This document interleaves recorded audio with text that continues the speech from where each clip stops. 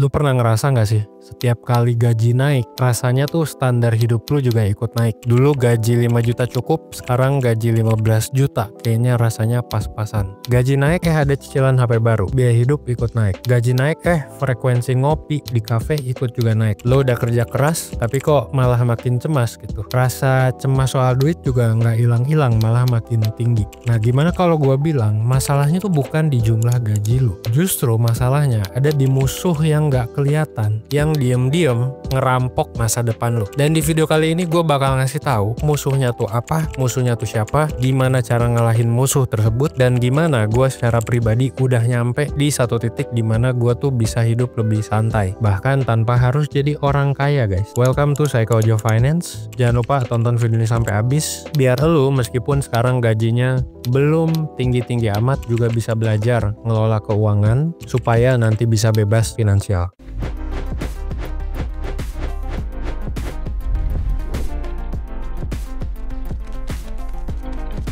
Welcome to Psychology of Finance.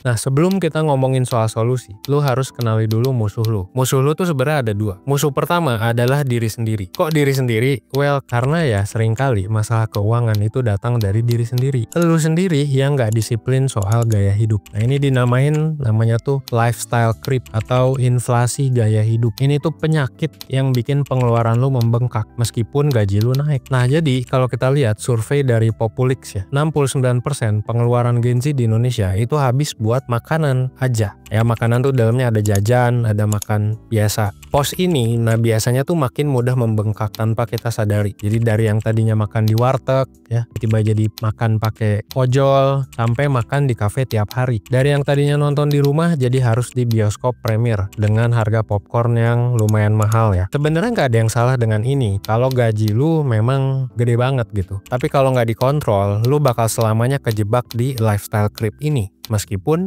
gaji lu sebenarnya naik. Nah ini juga belum termasuk budget healingnya, kayak traveling ke luar negeri atau nonton konser dan lain-lain. Nah ini tuh seringkali berasal dari FOMO ya. Jadi sikap FOMO Gen Z itu pada akhirnya bikin belanja Gen Z ini tuh jadi lebih impulsif. Bahkan OJK aja bilang kalau tingkat literasi keuangan Gen Z itu lebih rendah 4% dibandingkan generasi milenial. Jadi cuma 44%. Dan ini kata OJK ini termasuk rendah. Musuh pertama lu adalah diri sendiri. Musuh kedua lu itu adalah inflasi. Nah inflasi di Indonesia sebenarnya memang tidak setinggi itu ya. Jadi rata-rata kalau kita lihat tuh ya paling inflasi cuma 3-4%.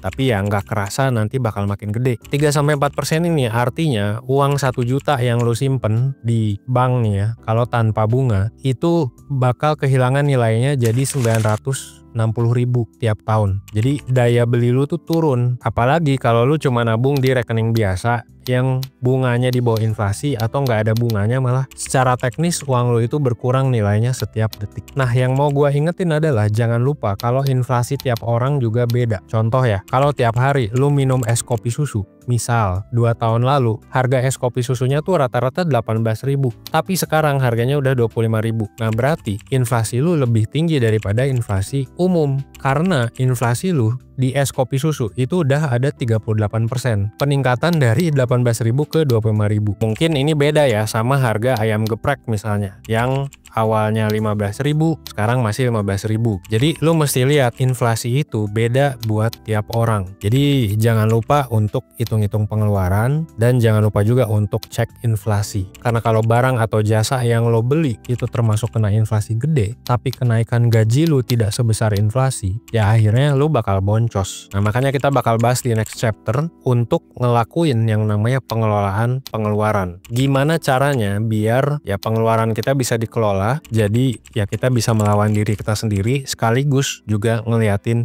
inflasi.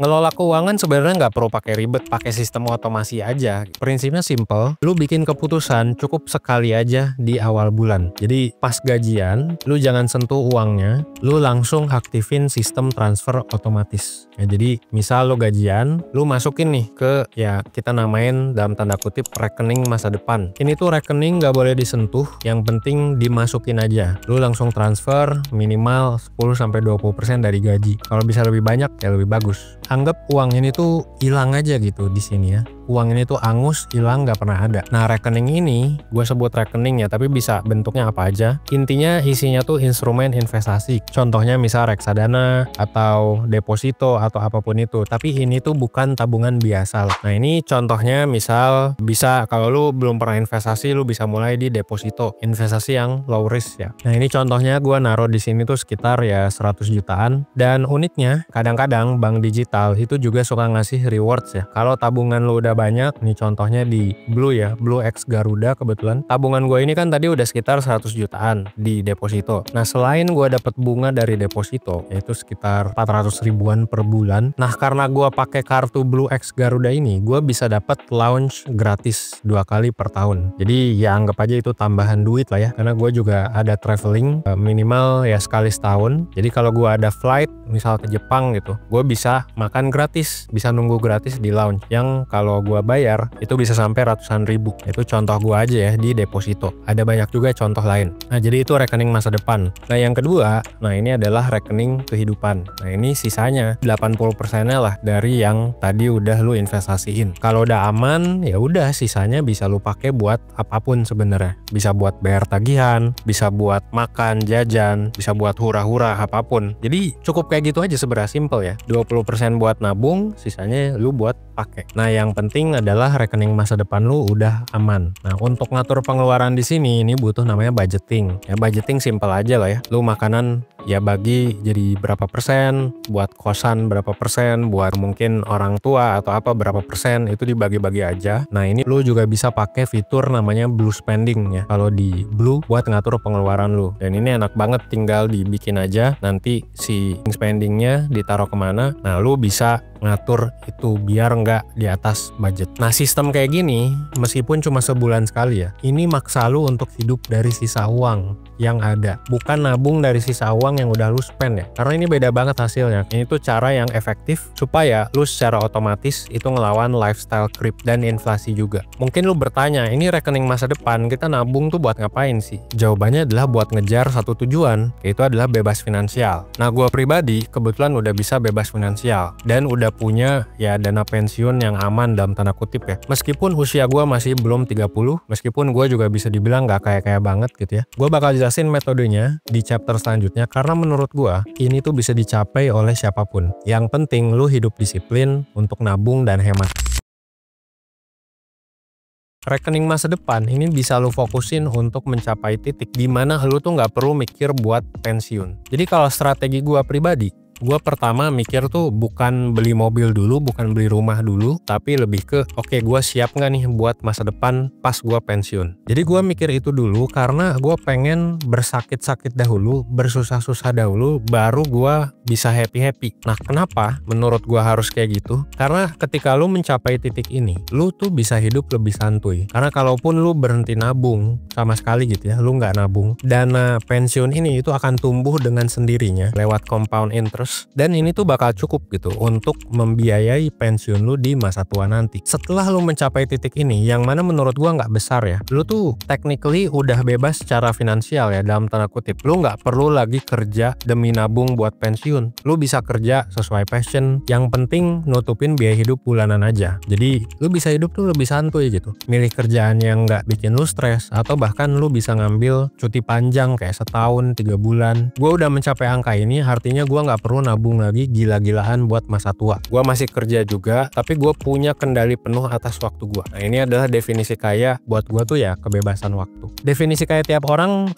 bisa beda ya. Buat beberapa orang mungkin kaya itu soal beli jam tangan mahal, beli mobil sport gitu. Buat gue sih enggak ya. Dan gue yakin buat lu juga mungkin banyak yang beda gitu. Buat beberapa orang ya kaya itu bisa jadi bukan soal barang. Bisa aja kan kaya itu didefinisikan sebagai lu tinggal di kota kecil ya, slow living, lu tinggal di lingkungan yang mungkin udaranya masih enak gitu, low cost living itu, jadi lu nggak perlu ngeluarin biaya mahal tiap bulan. Nah, lu bisa definisikan itu dulu. Kaya tuh menurut lu yang kayak gimana sih? Kalau lu udah definisiin itu, kita bisa coba hitung. Nah, gue coba ngitung pakai standar definisi kekayaan yang simple tadi aja ya. Misal, impian lu adalah hidup nyaman di kota kecil. Ya contoh di Jogja lah ya. Dengan biaya hidup 5 juta per bulan untuk diri lu sendiri. Nah, kita pakai rumus yang simple aja ya, pakai 4% rule. Nah, dana pensiun yang lu butuhin adalah 60 juta kali 25. Nah, ini sama dengan 1,5 miliar. Nah, kelihatannya memang gede ya buat pensiun segede itu. Padahal sebenarnya enggak juga. Ini tuh bisa banget dicapai. Kalau lu mulai investasi di usia 25, terus lu target punya 1,5 M di usia pensiun sekitar umur 55, lu sebenarnya cuma butuh sekitar 280 juta di portofolio investasi lu pas lu usia 30.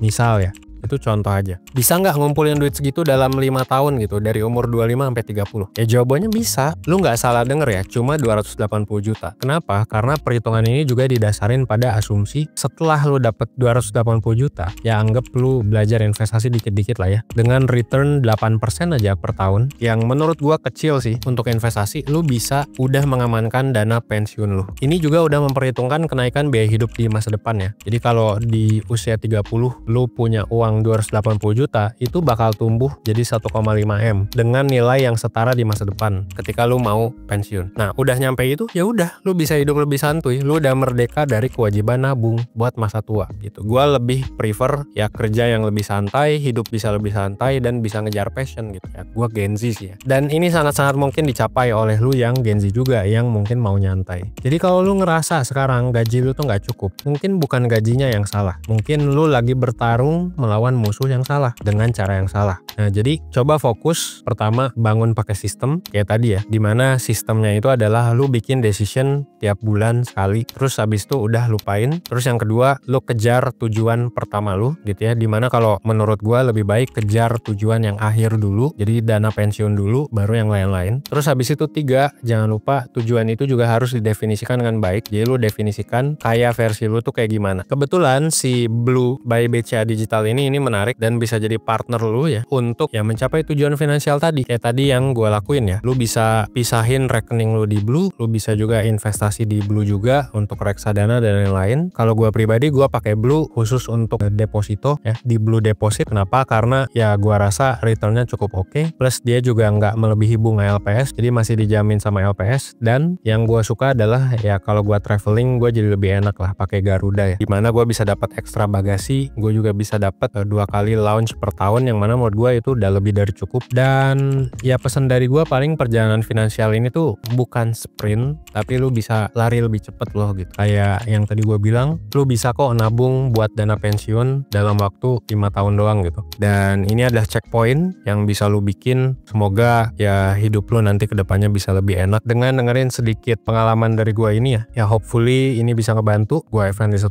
Well, thanks.